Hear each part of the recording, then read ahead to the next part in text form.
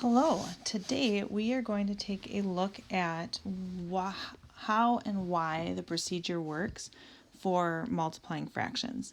We have done some explorations in class and you have come up with some strategies in class that we've talked about. We're going to kind of take a look more closely at why some of those work. If you remember, we've been looking at multiplying whole numbers and fractions, and more recently at fractions times fractions. So for example, if we had 2/3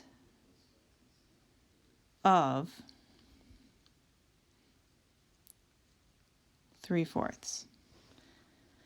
If this is what we were trying to find, this is the same as taking 2/3 times 3/4. But what I want to focus on is this of part because I think that this relates really nicely to that visual model. So since we need to find 2/3 of 3/4, I'm actually going to start with that 3/4 in my visual. I'm going to take this, I'm going to draw out a square. We can pretend it's like a pan of brownies, anything like that. And I'm just going to go ahead and cut it into fourths.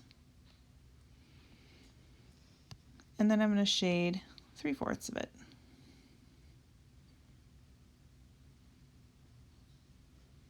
So we can imagine that this is a pan of brownies and this is how much you have left, or however you kind of want to think about it.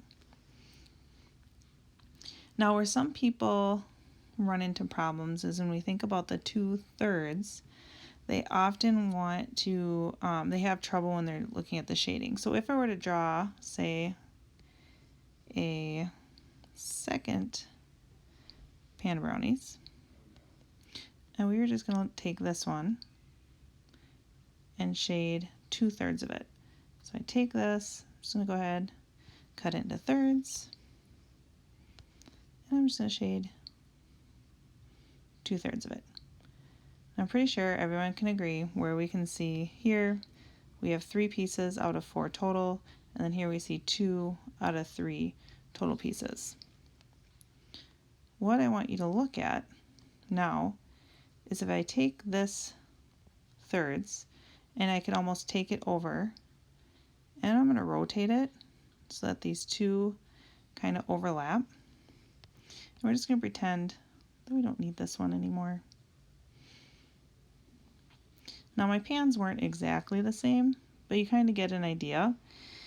If now what we're looking at for our answer is when we look, we have this pan that's now been cut into pieces.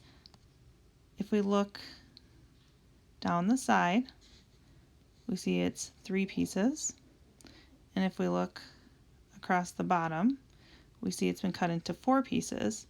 So we have a pan that is 3 by 4 or 12 pieces. This 12 pieces is where our denominator comes from, because now the pan has been cut into 12 equal sized pieces, so it takes 12 pieces to create our whole. Then we have this other part where there's this shading that's been kind of overlapped.